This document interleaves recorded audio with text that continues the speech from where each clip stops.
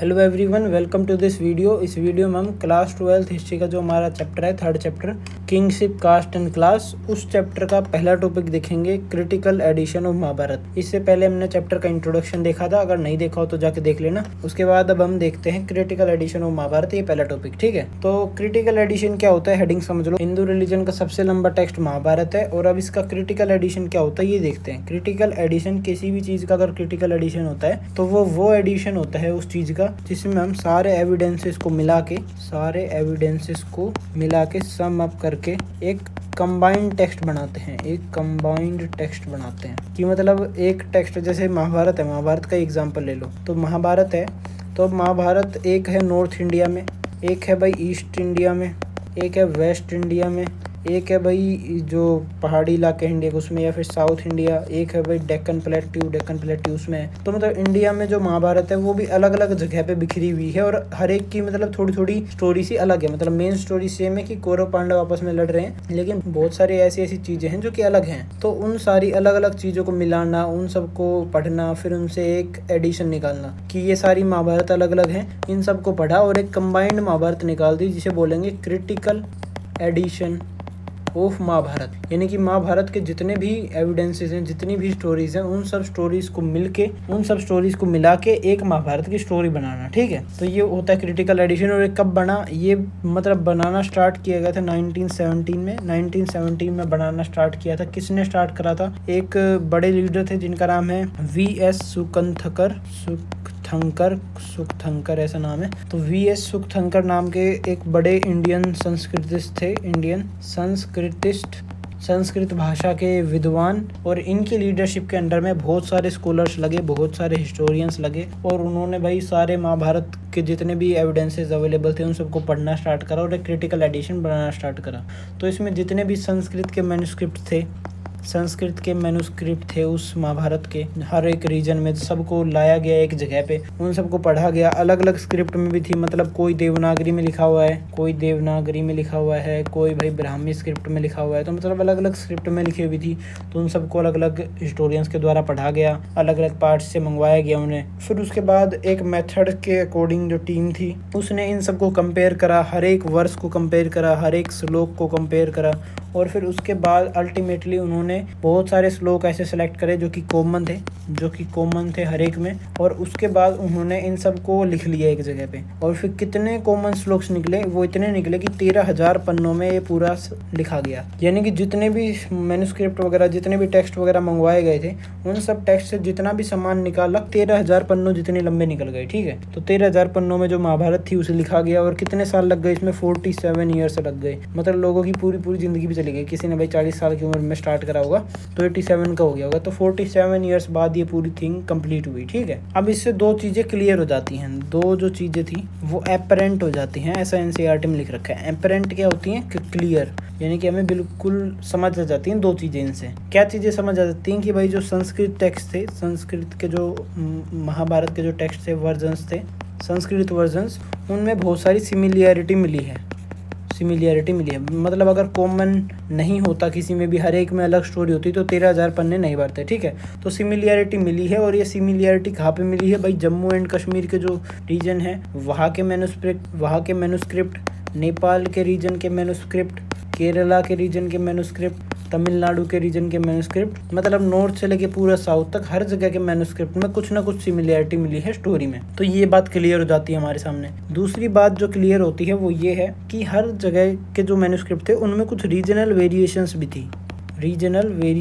थी कि मतलब हमने कॉमन चीज़ें लिखी हैं, कॉमन, लेकिन बहुत सारी ऐसी चीज़ें थी जो कि अनकॉमन भी थी, यानी कि हर एक में अलग अलग थी। जो जम्मू एंड कश्मीर है उसकी स्टोरी में कुछ अलग था, केरला की स्टोरी में कुछ अलग था, तो हर एक की स्टोरी में थोड़ा सा अलग था, है ना। तो ये रीजनल वेरिएशंस का भी पता चला है हमें। और ये वेरिएशंस ऐसा नहीं है कि हमने फेंक दी, कि हमने सिर्फ कॉमन पार्ट रख लिया और जो अनकॉमन था या फिर जो रीजनल वेरिएशन थी वो हमने फेंक दी, ऐसा नहीं है। हमने उसे भी लिखा है। कैसे लिखा है? मतलब जो फुटनोट्स होते हैं या फिर अपेंडिसेस होते हैं, तो फुटनोट्स और अपेंडिसेस क्या होते हैं ये जान लेते हैं। तो आप कोई भी बुक लिख रहे हो ना, तो उस बुक में फुटनोट्स होते हैं। जैसे ये पन्ना है आपका, ये एक पेज है, अब इसमें आपने लिखा my body language is like Ramu, तो मेरी बॉडी लैंग्वेज है वो रामू जैसी है। अब जो व्यूअर है उसे नहीं पता रामू कौन है, तो आप यहाँ पे 1 लिख दोगे और उसके बाद जो आपके अगले सेंटेंसेस है वो कंटिन्यू रखोगे। और नीचे जो पेज का एंड होगा वहाँ पे एक लाइन खींची हुई होगी जिसमें बताया होगा कि भाई ये जो लिखा हुआ पार्ट है वो बस यहाँ तक है, नीचे मीनिंग्स हैं। तो वर्ड मीनिंग्स जैसे 1 होगा, 1 में आप रामू का मतलब समझाओगे कि रामू जो है वो मेरे एरिया का बहुत ही मेहनती बंदा था और इसीलिए मैंने लिखा है कि मेरी बॉडी लैंग्वेज रामू जैसी है। तो फुट नोट्स किसी भी बुक में एक्सप्लेन करने के लिए लिखी हुई होती है नीचे की साइड में, ठीक है। जैसे कि अगर आप एनसीईआरटी भी देखोगे तो एनसीईआरटी में बहुत सारे कंफ्यूजिंग मीनिंग्स होते हैं। जैसे कुछ लिख रखा है, जैसे मान लो अग्रहारा लिखा हुआ है, अग्रहारा, तो अग्रहारा आपको नहीं पता, गूगल पे भी आपको मतलब बहुत मेहनत करनी पड़ेगी ढूंढने के लिए। तो एनसीईआरटी यहाँ पे फुट नोट बना के एक साइड में अग्रहारा का बॉक्स दे देगी, अग्रहारा, जिसमें उसका मतलब बता रखा होगा, ठीक है। तो ये है। फिर उसके बाद होते हैं अपेंडिसेस क्या होते हैं, जो बुक होती है, अब उस बुक को थोड़ा सा इंटरेस्टिंग बनाना होता है ऑथर को, ताकि मतलब लोग हैं वो 10 पन्ने पढ़ के ना छोड़ दे बुक को, तो वो बुक को पूरा पढ़े, इसलिए ऑथर उसे इंटरेस्टिंग बनाने के लिए शॉर्ट एंड क्रिस्प रखता है, ज़्यादा फालतू चीज़ें ऐड करने की कोशिश नहीं करता। तो मान लो ये बुक है, तो इसमें मान लो ये है कुछ 50 पन्ने, और उसके बाद जो एंड के पन्ने होंगे ना 10 पन्नों में वो थोड़ी एडिशनल इन्फॉर्मेशन देगा, जो कि वो देना चाहता है। लेकिन जो मेन बुक होगी उसका कंटेंट सिर्फ इतना होगा, मेन बुक का जो कंटेंट है वो इतना है। यहाँ पे 10 पन्नों में वो एडिशनल इन्फॉर्मेशन दे रहा है जो कि वो देना चाहता है। अगर आपको पढ़ना है तो पढ़ो। मेन बुक में उसने ये ऐड इसलिए नहीं करा क्योंकि भाई अगर वो ऐड कर देता तो बुक है वो बोरिंग बन जाती, तो इसीलिए बुक को छोटा रखने के लिए ऑथर जो है एंड के पेजेस में कुछ एक्स्ट्रा इन्फॉर्मेशन देता है, उसे बोलते हैं अपेंडिसेस। तो जो हमारी महाभारत है जिसका क्रिटिकल एडिशन बना है, तो उसका जो क्रिटिकल एडिशन बना है उसमें जो रीजनल वेरिएशन है, ऐसा नहीं कि उन्हें रखा ही नहीं गया, रीजनल वेरिएशंस को रखा गया है, कई बार फुटनोट्स में रखा गया है। जैसे कि कोई किस्सा होगा महाभारत का, तो वो किस्सा सुना दिया होगा, फिर उसके बाद एक एक्सप्लेन करने के लिए 1 या फिर 2 लिख दिया होगा, फिर नीचे 1 में समझा रखा है कि भाई ये किस्सा तमिल लैंग्वेज में ऐसे है, तमिल लैंग्वेज की जो महाभारत है उसमें थोड़ा सा अलग से है, या फिर जो तेलुगु लैंग्वेज की महाभारत है उसमें थोड़ा और अलग है, तो नीचे एक्सप्लेन कर दोगे तुम उसे। तो या तो फुटनोट्स में रीजनल वेरिएशंस को लिख रखा होगा, या फिर अपेंडिसेस में। अपेंडिसेस क्या होता है, जो आखिरी के पन्ने होते हैं, तो आखिरी के पन्नों में अलग से रीजनल वेरिएशन लिखे हुए मिलेंगे महाभारत के, ताकि मतलब जो मेन व्यूअर है वो मेन कॉमन चीजें पढ़े, और जिसको एडिशनल जानना हो वो आखिरी में अपेंडिसेस जाके पढ़ ले। तो ये बात बता रखी है। फिर उसके बाद बता रखा है अब ये जो वेरिएशंस है, हमारी जो मेन क्रिटिकल एडिशन बना है वो 13,000 पन्नों का है। तो अब इसमें से अगर हम देखा जाए तो वेरिएशंस कितने हैं, ऐसा बता रखा है हिस्टोरियंस ने कि वेरिएशन से लगभग 6,500 पन्ने के, यानी कि हाफ के आसपास जो पन्ने हैं वो इन वेरिएशंस को ही जाते हैं। कि मतलब कुछ पन्नों पे अपेंडिसेस लिख रखे हैं, आधे से ज्यादा पन्नों पे फुटनोट्स लिख रखे हैं, तो उनसे पता चल जाता है कि जो हाफ पेजेस हैं वो सारे वेरिएशंस के ऊपर हैं, और जो हाफ पेजेस हैं वो कॉमन चीजों पे है, ये बता रखा है। उसके बाद बता रखा है अभी जो रीजनल वेरिएशंस ये आए क्यों, इनके आने के पीछे का कारण क्या था। तो ये बता रखा है जो रीजनल वेरिएशंस थे ये कॉम्प्लेक्स प्रोसेसेस के रिफ्लेक्टिव थे।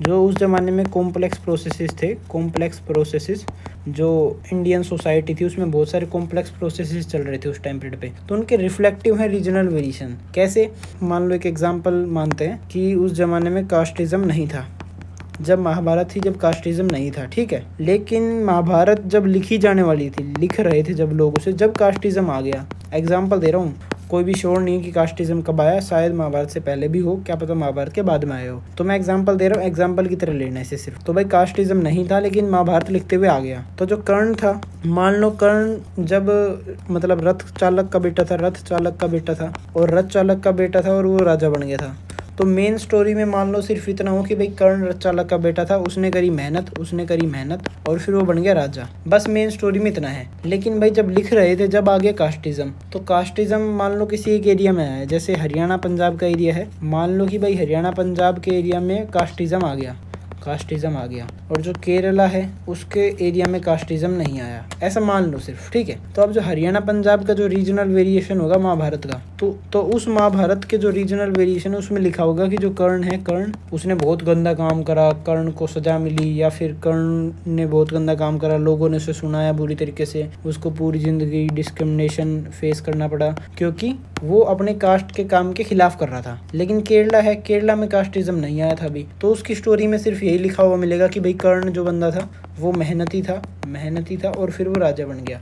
तो यानी इससे हम ये चीज़ समझते हैं कि उस ज़माने में जो कॉम्प्लेक्स सोशल प्रोसेसेस थे, जैसे कि कास्टिज़म, तो उस ज़माने में जो कॉम्प्लेक्स सोशल प्रोसेसेस चल रहे थे उनकी वजह से रीजनल वेरिएशंस आए हैं। जो हरियाणा पंजाब है उनमें जो कास्टिज़म है वो आ गया होगा, जिसकी वजह से हरियाणा पंजाब के जो टेक्स्ट है महाभारत के उनमें कर्ण के साथ डिस्क्रिमिनेशन किया गया, लेकिन जो केरला के टेक्स्ट है उनमें महाभारत में कास्टिज़म नहीं आया, क्योंकि उस ज़माने में केरला में कास्टिज़म नहीं था। तो इस वजह से रीजनल वेरिएशन आप ये समझ सकते हो। अब ये जितना भी मैंने एग्जाम्पल लिया है कास्टिज़म का, कर्ण का, हरियाणा पंजाब केरला का, ये एग्जाम्पल सिर्फ एक एग्जाम्पल है, इसमें कोई सच्चाई नहीं है। कभी से सच मान के बाहर ज्ञान पे चले जाओ किसी पे, बहुत बुरे वाले पिट के आओगे। फिर उसके बाद यही चीज़ बता रखी है कि ये रीजनल वेरिएशंस जो थे, रीजनल वेरिएशंस, तो ये रीजनल वेरिएशंस डायलॉग्स की मदद से भी आते थे। जो डायलॉग्स होते थे, डायलॉग्स यानी कि डिबेट्स वगैरह, किन के बीच में, एक जो ट्रेडिशन था डोमिनेंट ट्रेडिशन उसके बीच में, और एक जो रेजिलिएंट, एक तो था डोमिनेंट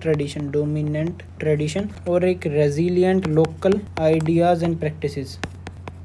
तो जो लोकल लोग थे उनकी कुछ लोकल आइडियाज़ या फिर प्रैक्टिसेस रही होंगी, जैसे कि वो वुमेन थे उनको मतलब अपने से ऊपर मानते थे, वुमेंस की पूजा करते थे।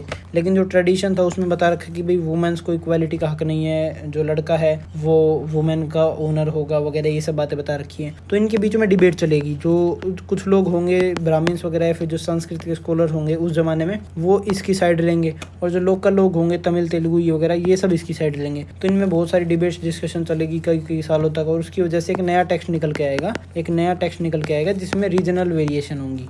क्योंकि ये डिबेट जो है, ये जो डिबेट हुई है, ये वाली डिबेट, ये हर जगह पे अलग हुई होगी। ये मान लो ये डिबेट तमिल में अलग हुई है, जो आंध्र प्रदेश का एरिया है उसमें अलग हुई है, हरियाणा का एरिया है उसमें अलग हुई है, पंजाब का एरिया है उसमें अलग हुई है। कुछ लोग कन्विंस हो गए होंगे, कुछ लोग नहीं हुए होंगे, तो उनकी अलग स्टोरी आई होगी, और जो कन्विंस हो गए होंगे उनकी अलग स्टोरी आई होगी। तो ये चीज़ आप समझ सकते हो कि रीजनल वेरिएशंस आए कैसे, ठीक है। फिर अब इन सभी कॉम्प्लेक्स प्रोसेसेस को जानने के लिए हम क्या करते हैं, जितने भी कॉम्प्लेक्स प्रोसेसेस जिनकी वजह से चेंजेस आए बहुत सारे हमारी मेन स्टोरी में, तो उन सबको जानने के लिए हम टेक्स्ट का यूज़ करते हैं। जैसे मान लो कास्टिज़म इन कॉम्प्लेक्स प्रोसेसेस में एक है कास्टिज़म, तो हम उन सबको जानने के लिए टेक्स्ट का यूज़ करते हैं, टेक्स्ट। और वो टेक्स्ट मोस्टली जो कि संस्कृत में लिखे हुए हैं, संस्कृत में और ब्राह्मण्स के द्वारा लिखे हुए हैं, ठीक है। तो उन टेक्स्ट का यूज़ करते हैं। जैसे कि कास्टिज़म है तो उसका कोई ना कोई वर्णन इन टेक्स्ट में मिलेगा। जैसे कि जो मनुस्मृति वगैरह है, मनुस्मृति, उसमें भी बहुत सारे वर्णन मिलेंगे भाई कास्टिज़म के, कि भाई इस कास्ट के लोगों को ये काम करना चाहिए, ये नहीं करना चाहिए, ये काम अशुद्ध है, ये पोल्यूशन है वगैरह वगैरह, जितनी बातें हैं ये सब मिला होगा, लिखा हुआ, ठीक है। तो इनसे हिस्टोरियंस बहुत हद तक समझ जाते हैं। फिर उसके बाद बता रखा है कि जो स्टार्टिंग का टाइम पीरियड था, जब हिस्टोरियंस ने नया नया ये काम स्टार्ट करा था, जब उन्होंने बताया कि जितने भी टेक्स्ट वगैरह थे जो कि हिस्टोरियंस पढ़ते थे, उन्हें फेस वैल्यू पे ले लेते थे, फेस वैल्यू पे, यानी कि जो तुम्हारे आगे आया भाई ABCDFGHI, तो यहाँ पे ई गायब है, लेकिन हिस्टोरियंस ये चीज़ नहीं देखेंगे। उन्होंने सोचा कि भाई टेक्स्ट में ऐसे लिखा हुआ है तो यही सच है। तो हिस्टोरियंस किसी भी चीज़ को फेस वैल्यू पे ले लेते थे। फेस वैल्यू पे लेने का मतलब होता है जो भी चीज़ सामने है उसे सच मान लेना, बिना ये सोचे कि ई मिसिंग है, बिना ये सोचे कि कोई चीज़ इसमें गलत है। तो हिस्टोरियंस उस जमाने में जो टेक्स्ट होते थे उनको फेस वैल्यू पे ले लेते थे, बिल्कुल सच मानते थे। लेकिन भाई धीरे धीरे उनकी भी एक प्रैक्टिस बनी, उन्हें भी पता चला कि भाई ये टेक्स्ट में सारी बातें सच नहीं होती हैं, कुछ बातें झूठी भी होती हैं, ऐसी लिख दी होती हैं बड़ा चढ़ा के। फिर हिस्टोरियंस ने क्या करा, वो अगर संस्कृत का टेक्स्ट पढ़ते ना तो संस्कृत वाले टेक्स्ट को सारी सच नहीं मानते, उसके साथ साथ वो पाली का टेक्स्ट भी पढ़ते, प्राकृत लैंग्वेज में लिखा हुआ टेक्स्ट भी पढ़ते, तमिल में लिखा हुआ भी पढ़ते, और फिर उसके हिसाब से देखते कि इन सब में जो कॉमन है वो बात सच है और जिनमें नहीं है कॉमन वो बात झूठ मिलेगी या फिर उसके कोई एविडेंस नहीं है, ऐसा मानते थे वो, ठीक है। और फिर इन सब स्टडीज़ को करने के बाद हिस्टोरियंस ने एक चीज़ का पता करा, वो चीज़ उन्होंने क्या पता करी, जो संस्कृत टेक्स्ट होते हैं, जैसे कि मनुस्मृति मान लो, तो मनुस्मृति में बहुत सारे रूल्स बता रखे हैं कि इस राज्य को ये काम करना है और करना ही पड़ेगा, और इस जाति के लोगों को ये काम नहीं करना और बिल्कुल नहीं करना, अगर कर दिया तो ये हो जाएगा वो हो जाएगा। तो इतनी सारी स्टडी करने के बाद हिस्टोरियंस ने पता करा कि जो मनुस्मृति या फिर जो अलग अलग संस्कृत के टेक्स्ट हैं इनको भाई अथॉरिटेटिव तो समझा जाता था, अथॉरिटेटिव कि मतलब इनकी बात सुनी तो जाती थी एक हद तक, मतलब इनको बहुत ऊंचा दर्जा दिया जाता था सोसाइटी में, लेकिन इसका मतलब ये नहीं है कि इनको क्वेश्चन नहीं किया जाता था या फिर इनको कभी भी रिजेक्ट नहीं किया जाता था, मतलब इनकी लोग हमेशा ही सुनते थे, ऐसा नहीं है। हिस्टोरियंस ने बोला कि इन्हें कई बार क्वेश्चन भी किया गया है ऐसे ग्रंथों को, संस्कृत टेक्स्ट को, और इन्हें कई बार रिजेक्ट भी किया गया है लोगों के द्वारा। और ये कैसे किया गया है, कब किया गया है, ये सब हम अगले चैप्टर या फिर इसी चैप्टर में देखेंगे, ठीक है। तो इस टॉपिक के अंदर इतना ही बता रखा है क्रिटिकल एडिशन और महाभारत में कि भाई क्रिटिकल एडिशन क्या होता है, महाभारत का क्रिटिकल एडिशन कैसे बना, वीएस सुखथंकर की लीडरशिप के अंडर में बना, फिर उसके अंदर बहुत सारी रीजनल वेरिएशंस थी और कुछ कॉमन चीजें भी थी। 47 सालों में बना। रीजनल वेरिएशंस क्यों आई, क्योंकि भाई बहुत सारे क्या कहते हैं कॉम्प्लेक्स प्रोसेसेस चल रहे थे सोसाइटी में, जिसकी वजह से रीजनल वेरिएशन आए। जो टेक्स्ट वगैरह थे उनमें बहुत सारी डिबेट्स वगैरह हो रही थी लोगों के बीच में, फिर उसकी वजह से लोगों ने थोड़ा बहुत रीजनली उन सबको चेंज कर दिया। और ये जो कॉम्प्लेक्स प्रोसेसेस थे ये कैसे पढ़ते हैं हिस्टोरियंस, ये पढ़ते हैं टेक्स्ट वगैरह से, संस्कृत टेक्स्ट वगैरह की मदद से। फिर उसके बाद यही बातें बता रखी होंगी, स्टार्टिंग में हम फेस वैल्यू पे मान लेते थे, उसके बाद धीरे धीरे अलग अलग लैंग्वेजेस के टेक्स्ट पढ़ने स्टार्ट करें ताकि हम रियलिटी को जान सकें। और फिर उसके बाद हिस्टोरियंस ने कंक्लूड करा कि जो संस्कृत के टेक्स्ट होते थे इनको अथॉरिटेटिव यानी कि विश्वसनीय माना जाता था, इनको ऊंचा दर्जा दिया जाता था, लेकिन ऐसा नहीं है कि इन्हें कभी भी क्वेश्चन नहीं किया जाता हो या फिर कभी भी रिजेक्ट नहीं किया जाता हो। इन्हें क्वेश्चन भी करते थे, इन पे सवाल भी उठाते थे लोग और इन्हें रिजेक्ट भी कर देते थे कई बार अगर सवाल का जवाब नहीं मिलता हो तो, ठीक है। तो हमने ये टॉपिक देख लिया, उम्मीद करता हूँ आपको समझ आया हो, बहुत डिटेल्ड वे में समझाया है। Thank you.